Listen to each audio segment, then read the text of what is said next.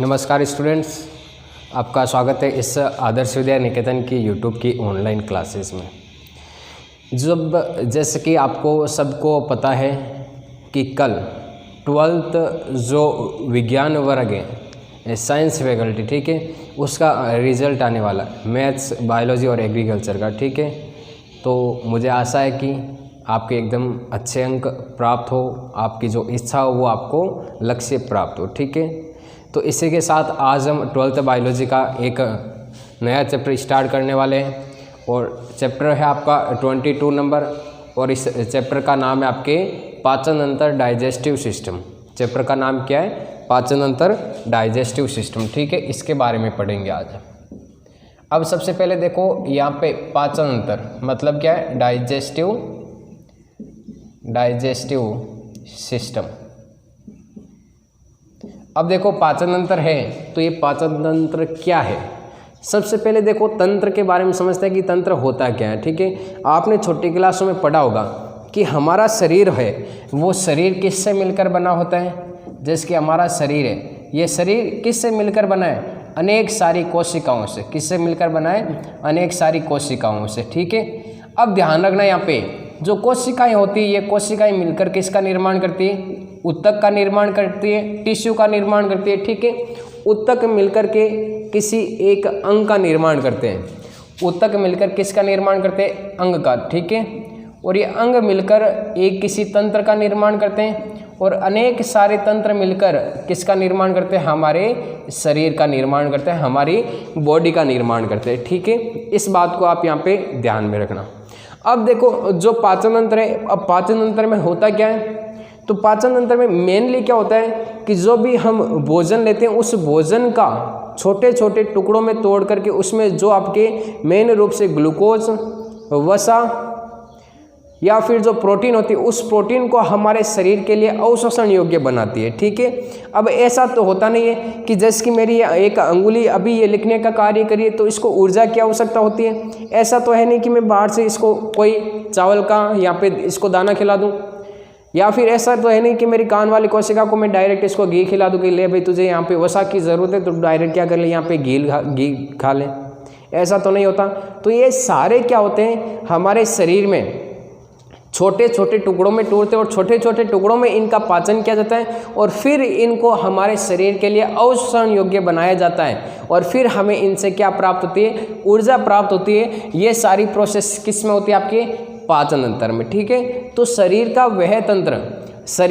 वह तंत्र जो भोजन में उपस्थित क्या क्या उपस्थित होते हैं? मेनली कार्बोहाइड्रेट, प्रोटीन और वसा, ठीक है। भोजन में उपस्थित जो आपके प्रमुख अवयव है कार्बोहाइड्रेट, प्रोटीन और वसा, इनको छोटे छोटे अणुओं में तोड़ करके अवशोषण योग्य बनाता है वो तंत्र आपके क्या कहलाता है? डाइजेस्टिव सिस्टम्स कहलाता है, ठीक है। क्या कहलाता है? डाइजेस्टिव सिस्टम कहलाता है।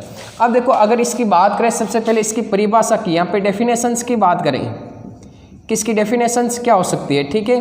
तो डेफिनेशंस में देखो यहाँ पे कि शरीर का वह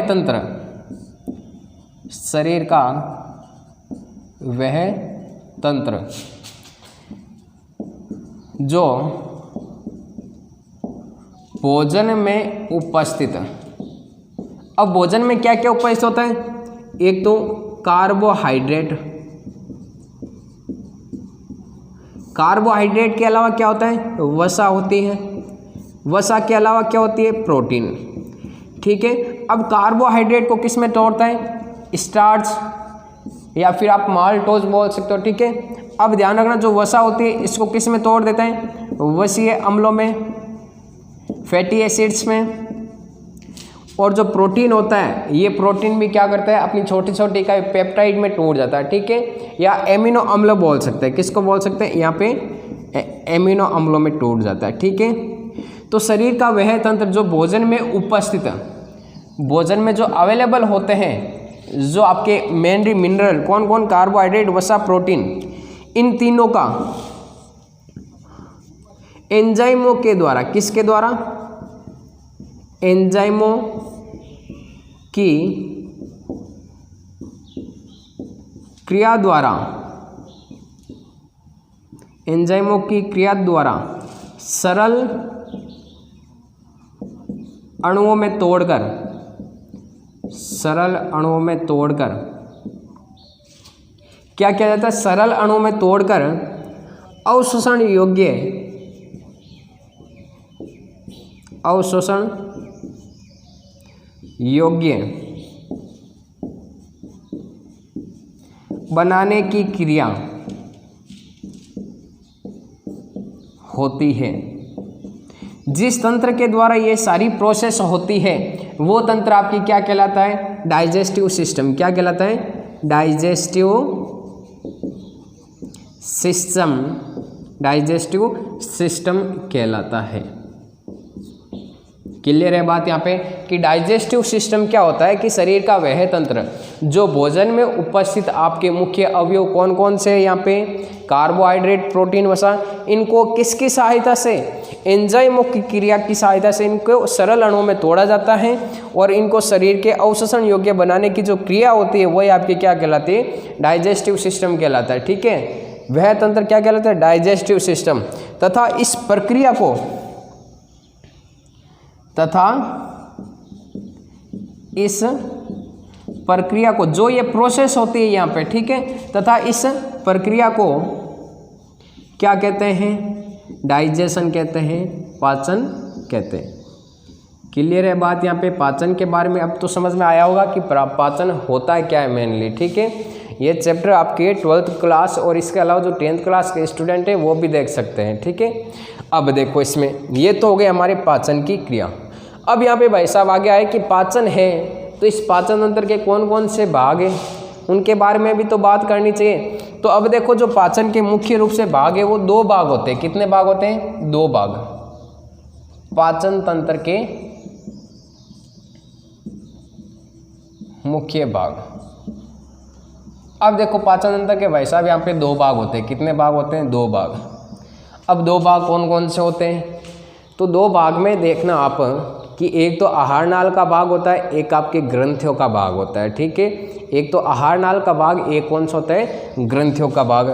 तो एक तो भाग हो जाएगा कौन सा, आपके आहार नाल, और इसके अलावा एक भाग कौन सा होगा, आपके ग्रंथियों का भाग होगा। कौन सा भाग होगा, ग्रंथियों का भाग होगा।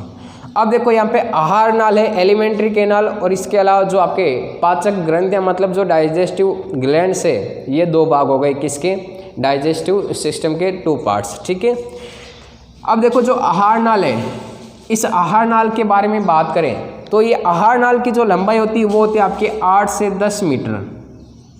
कितनी होती है, 8 से 10 मीटर होती है। ठीक है, अब बात करें कि आहार नाल या एलिमेंट्री कैनाल, इसके कौन कौन से भाग हैं, तो आहार नाल या एलिमेंट्री कैनाल है, इसके देखो मुख्य रूप से कौन कौन से भाग हैं। पहला भाग इसमें जो हमारी आहार नाल स्टार्ट होती है वो कहाँ से स्टार्ट होती है, आपकी मुख से प्रारंभ होती है। कहाँ से होती है, मुख से। ठीक है, ये लो फर्स्ट नंबर मुख। मुख के बाद में आगे चलते हैं तो कौन से आती है, आपके मुख गुहा, जिसे क्या कहते हैं, बक्कल कैविटी। ये लो सेकेंड नंबर कौन सी हो जाएगी, मुख गुहा। मुख गुहा के बाद में जो 3rd नंबर आपका पार्ट आता है, 3rd नंबर पार्ट कौन सा आएगा कि मुख हो गया, मुख गुहा हो गया। ठीक है, मुख गुहा में आगे कौन सी आती है, ग्रास नली, इसोफेगस। ठीक है, ग्रास नली के बाद में अगला पार्ट कौन सा आता है आपका, आमाशय, जिसे स्टोमक कहते हैं। ठीक है, आमाशय के बाद में अगला पार्ट कौन सा आता है, आपके छोटी आंत का पार्ट। कौन सा आता है, छोटी आंत, small intestine, small intestine, intestine. ठीक है, 6 नंबर होगा आपके बड़ी आंत, लार्ज इंटेस्टाइन हो जाएगा, और 7 नंबर हो जाएगा यहाँ पे मलाशय, 8 नंबर हो जाएगा गुदा द्वार, एनस, और इसे क्या बोलते हैं, रेक्टम, एन्यूस। ठीक है, ये पार्ट किसके हो गए, आपके एलिमेंट्री कैनाल के पार्ट हो गए। अब इधर बात करें कि जो ग्रंथियाँ हैं, ये ग्रंथियाँ कौन कौन सी, आपकी डाइजेस्टिव ग्लैंड्स कौन कौन सी हैं। तो यहाँ पे डाइजेस्टिव ग्लैंड्स के बारे में देखो, आपको कौन कौन सी डाइजेस्टिव ग्लैंड ध्यान में रखनी, पाचक ग्रंथियाँ। सबसे पहले जो पाचक ग्रंथि आती है वो हमारी मुख गुहा में उपस्थित होती है, और वो आपकी कौन सी ग्रंथि है, लार ग्रंथि। कौन सी ग्रंथि, लार ग्रंथि, ठीक है, साल्वरी ग्लैंड्स। सबसे पहले कौन सी आती है आपकी, लार ग्रंथि। सेकेंड नंबर बात करें यहाँ पे लार ग्रंथि के बाद में एक नेक्स्ट ग्रंथि आती है, वो ग्रंथि होती है आपके यकृत ग्रंथि या लीवर ग्लैंड्स कहते हैं, जैसे ये लो यकृत ग्रंथि। यकृत ग्रंथि के बाद में एक आपके थर्ड नंबर जो ग्रंथि होती है वो ग्रंथि होती है आपके अग्नाशय ग्रंथि, जैसे हम क्या कहते हैं, पेनक्रियाज ग्लैंड। क्या कहते हैं, पेनक्रियाज। ये लो बेटा यहाँ पे हो गए आपके अग्नाशय ग्रंथि, ठीक है। ये हो गई आपके ग्रंथियाँ, और इधर कौन से पार्ट हो गए, आहार नाल। अब देखो आहार नाल है, इसकी लंबाई कितनी होती है, 8 से 10 मीटर होती है। नेक्स्ट बात करें यहाँ पे कि आहार नाल के कौन कौन से भाग होते हैं, तो आहार नाल के मुख्य रूप से भाग होते हैं मुख, मुख गुहा, ग्रासनली, आमाशय, छोटी आंत, बड़ी आंत, और अगला मलाशय और गुदाद्वार। Mouth, buccal cavity, oesophagus, stomach, small intestine, large intestine, rectum और एंडोस। नेक्स्ट बात करें आपके यहाँ पे डाइजेस्टिव जो ग्लैंड्स होती है उनकी, तो इसमें कौन सी हो जाती है, यहाँ पे सैल्वरी ग्लैंड्स, लीवर ग्लैंड्स और पेनक्रियाज ग्लैंड्स। ये हो गए आपके ग्रंथियाँ, ठीक है। अब इनके बारे में हमें एक एक करके पढ़ना है कि कौन सा आहार नाल का भाग है। अब एक एक भाग के बारे में पढ़ेंगे कि मुख का भाग कौन सा होता है, मुख गुहा का भाग कौन सा होता है, ग्रास नली के बारे में पढ़ेंगे, आमाशय, छोटी आंत, बड़ी आंत, मलद्वार और गुदाद्वार के बारे में पढ़ेंगे, ठीक है। और इधर आ जाएंगे आपके ये ग्रंथियाँ। अब देखो यहाँ पे जो ग्रंथियाँ हैं, इन ग्रंथियों के द्वारा ध्यान रखना, ये ग्रंथियाँ आपकी किसी है, ग्रंथियाँ बहिस्त्रावी ग्रंथियाँ, एक्सोक्राइन ग्लैंड, बहिस्त्रावी ग्रंथियाँ हैं। कैसी ग्रंथियाँ हैं, एक्सोक्राइन ग्लैंड है। पर ध्यान रखना जो यहाँ पे अग्नाशय ग्रंथि है, पेनक्रियाज ग्रंथि, ये पेनक्रियाज ग्रंथि आपकी बहिस्रावी ग्रंथि के साथ साथ में अंतःस्रावी ग्रंथि का भी कार्य करती है। किसका कार्य करती है, अंतःस्रावी ग्रंथि का भी कार्य करती है, ठीक है। अब बात करते हैं बेटा यहाँ पे कि बहिस्रावी ग्रंथियाँ क्या होती है, ठीक है। देखो सबसे पहले बात करते हैं यहाँ पे बहिस्रावी ग्रंथियाँ होती क्या है। बहिस्रावी ग्रंथियाँ, एक्सोक्राइन ग्लैंड। अब देखो बेटा मैंने यहाँ पे आपको बताया था कि एंजाइमों की क्रिया के द्वारा सरल अणुओं में तोड़कर अवशोषण योग्य बनाने की जो क्रिया होती है किस तंत्र के द्वारा की जाती है, डाइजेस्टिव सिस्टम के द्वारा या पाचन तंत्र के द्वारा। पर ये जो क्रिया होती है, ये प्रक्रिया क्या कहलाती है, पाचन। पर यहाँ पे ध्यान देना, यहाँ पे नाम आया एंजाइम। क्या आया नाम यहाँ पे, एंजाइम। तो यहाँ पे ध्यान देना, बहिस्रावी ग्रंथियों के द्वारा जिस पदार्थ का स्रावण किया जाता है वो पदार्थ कौन सा हो, क्या कहलाता है, एंजाइम कहलाता है। क्या कहलाता है, एंजाइम्स, ठीक है। अब बात करें यहाँ पे एंजाइम होते क्या है, ध्यान रखना एंजाइम है ये किसके बने होते हैं, प्रोटीन के बने होते हैं। किसके बने होते हैं, प्रोटीन्स के, कि all enzymes are protein, all enzymes are protein but all proteins are not enzyme. मतलब क्या है इसका, कि सारे एंजाइम होते हैं वो प्रोटीन के बने होते हैं, लेकिन सारे प्रोटीन ध्यान रखना एंजाइम नहीं होते। इस बात को आप यहाँ पे नोट कर लेना, ठीक है। अब देखो एंजाइम है तो ये एंजाइम क्या करते हैं, जैव रासायनिक प्रक्रिया। कौन सी प्रक्रिया, जैव रासायनिक प्रक्रिया। इस जैव रासायनिक प्रक्रिया को प्रेरित करते हैं, जैव रासायनिक प्रक्रिया को प्रेरित करते हैं। अब यहाँ पे जैव रासायनिक प्रक्रिया से क्या मतलब है, तो जैव रासायनिक प्रक्रिया से ये मतलब है कि जीवों के शरीर के अंदर होने वाली अभिक्रिया, जीवों के शरीर के अंदर होने वाली प्रक्रिया, जीवों के शरीर के अंदर होने वाली प्रक्रिया कौन सी कहलाती है, आपकी जैव रासायनिक प्रक्रिया कहलाती है। और इन जैव रासायनिक प्रक्रियाओं को जो संपन्न करवाने का जो कार्य होता है वो कौन करवाता है, आपका एंजाइम। और एंजाइम बने किसके होते हैं, प्रोटीन के। सारे एंजाइम, जितने भी एंजाइम है वो किसके बने होते हैं? प्रोटीन्स के। अब इन लार ग्रंथि, यकृत ग्रंथि और अग्नाशय ग्रंथि, इन ग्रंथियों के द्वारा किसका स्त्रावण किया जाता है? एंजाइम का स्त्रावण किया जाता है। और ये एंजाइम क्या कार्य करते हैं कि जो भोजन होता है उस भोजन को सरल अणुओं या छोटे छोटे अणुओं में तोड़ने का कार्य करता है। क्लियर है बात यहाँ पे? ठीक है। अब बात करते हैं यहाँ पे सबसे पहले मुख के बारे में, ठीक है, कि मुख क्या है, मुख गुहा में क्या कौन सी संरचना उपस्थित होते हैं, इनकी बात करेंगे। और कल हमारा जो नेक्स्ट पार्ट होगा उस पार्ट में क्या करेंगे हम? डाइजेस्टिव सिस्टम है, उस डाइजेस्टिव सिस्टम का एकदम सुव्यवस्थित ढंग से डायग्राम बनाएंगे और उस डायग्राम के साथ में ही हम एक एक पार्ट को समझते जाएंगे। आज हम स्टार्ट करने वाले सबसे पहला पार्ट है आपके मुख और मुख गुहा के बारे में, ठीक है।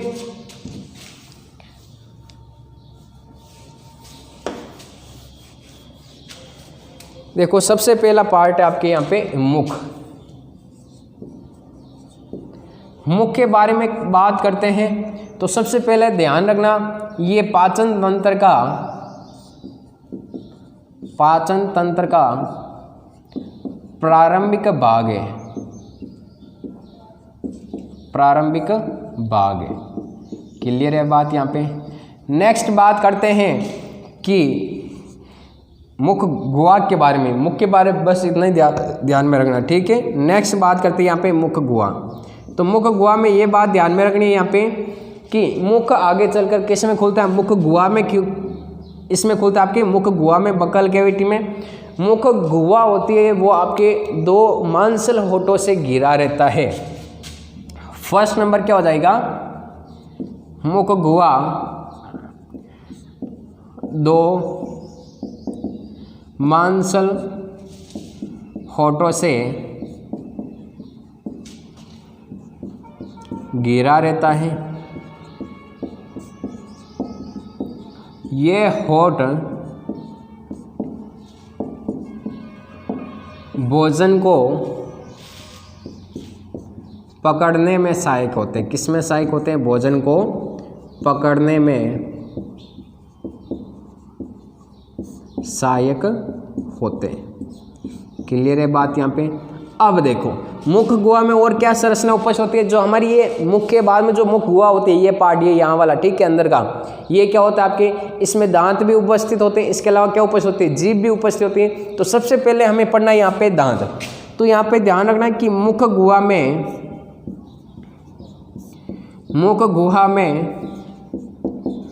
दांत उपस्थित होते हैं, दांत उपस्थित होते हैं, ठीक है। और क्या ध्यान में रखना है? मनुष्य में 4 प्रकार के दांत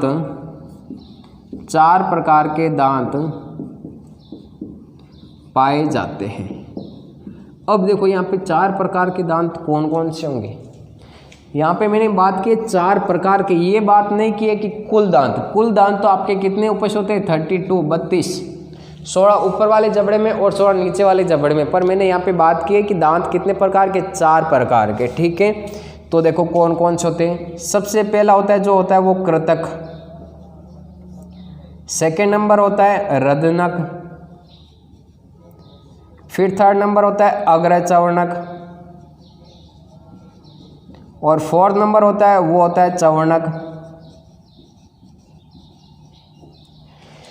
देखो यहाँ पे सबसे पहले होगा आपके इंसीजर, सेकेंड नंबर हो जाएगा कैनिन्स, ये हो जाएगा प्रीमोलर, क्या बोलते हैं इसे? प्रीमोलर। और इसे क्या बोलते हैं? मोलर। क्या बोलते हैं? मोलर। ये 4 प्रकार के दांत, कृतक, रदनक, अग्रचवर्णक और चवर्णक। क्लियर है बात यहाँ पे? अब देखो, अब एग्जाम में यहाँ से क्या क्वेश्चन पूछता है? एक क्वेश्चन पूछेगा आपसे कि मनुष्य में कितने प्रकार के दांत उपस्थित होते हैं, उन दांतों का क्रम वाइज क्या लिखना है आपको? नाम लिखना है। ये का ये ध्यान रखना है आपको। ऐसा नहीं कि आप चवर्णक को फर्स्ट नंबर पे लिख दो और जो रदनक है, जो कृतक है, उसको आप थर्ड नंबर पे ले जाओ, ऐसा नहीं करना है, ठीक है। तो यहाँ पे देखो एक और क्वेश्चन क्या पूछ सकता है? दंत सूत्र, मनुष्य का दंत सूत्र। तो दंत सूत्र में देखना क्या होता है, ठीक है। कृतक दांत, कृतक को क्या लिखते हैं? I/I। तो ये होते हैं आपके 2/2। मतलब ऊपर वाली एक साइड में 2 दांत, मतलब दोनों साइड में टोटल कितने हो जाएंगे 4 दांत। अभी हम बात कर रहे हैं जैसे कि ये आपके दांत उपस्थित होते हैं बेटा यहाँ पे इस प्रकार के दांत उपस्थित होते हैं। हम बात कर रहे हैं सिर्फ इस साइड वाले एक बार दांतों की, दोनों जबड़ों के इस साइड वाले या एक इस साइड वाले, कोई भी आप दांत ले सकते हो, ठीक है। या तो इस साइड वाले दांत ले लो आप, या इस साइड वाले, ऊपर वाले पूरे और नीचे वाले पूरे जबड़ों के एक बार बात नहीं कर रहे हैं। या तो इस साइड वाले दांत, या तो ऊपर वाले और नीचे वाले दोनों ही दांत ले लो इस साइड वाले, ठीक है। तो ये दांत होते हैं आपके 2, ऊपर भी इस साइड में ये 2 दांत और नीचे भी इस साइड में आपके ये 2 दांत होते हैं। क्लियर है बात यहाँ पे आई। फिर नेक्स्ट आता है आपका, देखो रत्नक, और रत्नक को हमने क्या कहा था कैनिन्स, कैनिन्स को शॉर्ट में सीसी होता है। तो ये सीसी यहाँ पे आपको ध्यान रखना है 1/1, मतलब 2 दांत तो हो गए, ये कौन से आपके यहाँ पे आई वाले। जो आपका ये तीसरा दांत होगा, ये तीसरा दांत कौन सा होगा यहाँ पे आपका सी वाला कैनिन्स, ठीक है। अब देखो नेक्स्ट बात करते हैं आई सी। नेक्स्ट क्या अग्रचर्वणक को इंग्लिश में क्या कहते हैं प्रीमोलर, ये लोग PM/PM बराबर है, ये होते हैं आपके 2/2, मतलब यहाँ पर भी आपके ये 2 दांत कौन से होंगे PM वाले, और नीचे में जो 2 दांत होंगे वो कौन से होंगे PM वाले, मतलब प्रीमोलर अग्रचर्वणक 2/2। नेक्स्ट बात करते हैं मोलर दांत, जिसे चर्वणक दांत कहते हैं, इसे लिखते हैं M/M, और ये होते हैं आपके 3/3, मतलब पीछे वाले 3 दांत कितने हो गए यहाँ पे आपके ये चर्वणक वाले। तो ध्यान रखो 2 और 1 कितने हो गए 3 और 2 कितने हो गए 5 और 3 कितने हो गए 8, मतलब एक साइड में, इस साइड में दांतों की संख्या ऊपर और नीचे कितने हो गए आपके 8। तो इस तरफ 8 तो इस तरफ भी कितने होंगे 8, तो इस तरफ 8 तो इस तरफ भी कितने होंगे 8, तो 8 कितने हो गए 16, और 16 ऊपर वाले कितने हो गए टोटल आपके 32 दांत। तो आपको क्या करना है, इसको कोष्टक में बंद करके यहाँ पे 2 से क्या कर देना है, आपको मल्टीप्लाई कर देना है। 2 से क्या करना है मल्टीप्लाई, और ये हो गया आपका दंत सूत्र, मनुष्य का दंत सूत्र, ठीक है। और इसको शॉर्ट में लिखते हैं तो क्या लिखते हैं 21-23 याद रखना है। क्या याद रखना है शॉर्ट में 21-23 कि 2/2 1/1 यहाँ पे, ठीक है। यहाँ पे 2/2, ये लो इसका 2/2 कर दो, यहाँ पे 3/3, यहाँ पे इसका 3/3 कर दो। ये मनुष्य का दंत सूत्र है, ठीक है। नेक्स्ट जो हमारा टॉपिक होगा वो हम नेक्स्ट क्लास में पढ़ेंगे। धन्यवाद।